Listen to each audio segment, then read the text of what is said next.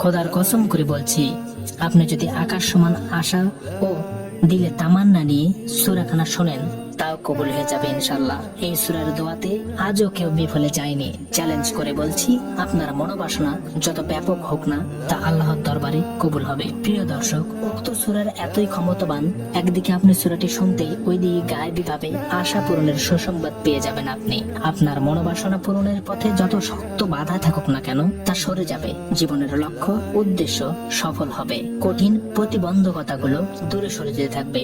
আল্লাহর অসীম রহমতে উক্ত সূরার বরকতে আপনার বালা মুসিবত বিপদ আপদ গুলো দূর হয়ে যাবে। আপনার জন্য অফুরন্ত রিজিক এমন ভাবে আসতে থাকবে যে আপনার কোনো অভাব অনটন থাকবে না। দীর্ঘদিনের পেরেশানি ও দুশ্চিন্তা দূর হয়ে হৃদয়ে শান্তি নেমে আসবে। প্রিয় দর্শক, আপনার জীবনে যে স্বপ্নটি কোনোভাবেই পূরণ হচ্ছে না, অনেক চেষ্টা পরিশ্রম করছেন কিন্তু কোনোভাবেই লাভ হচ্ছে না, উক্ত সূরার ওসিলাই মহান রবের কাছে কবুল হয়ে যাবে। তাই আপনি যদি আল্লাহর মহান এই সূরাখানা পরিপূর্ণ না শুনে চলে যান, তাহলে আপনার কোনো কাজই বাস্তবায়ন হবে না, বরং আপনার যে উদ্দেশ্যগুলো সফল হতে যাচ্ছিল, সে স্বপ্নগুলো পূরণ হতে যাচ্ছিল, তা আবার বিগড়ে যাবে। তাই আল্লাহর দোহাই দিয়ে বলছি, যেহেতু আপনি ভিডিওটি প্লে করেছেন, ধৈর্য ধরে ভক্তি আর বিশ্বাস নিয়ে কেবল একবার শেষ পর্যন্ত শুনে নিন। দোয়া করছি মহান রব যেন আপনার সকল হৃদয়ের মনোবাসনাগুলো পূরণ করে দেন, হৃদয়ের সকল আকুতিগুলোকে গ্রহণ করে নেন। আমিন। আপনিও আমিন লিখে মুক্ত দোয়াতে শরীক থাকুন, কেননা কে জানে কার দোয়া কখন কবুল হয়ে যায়। তাহলে চলুন আমরা সূরাখানা শুনে আসি।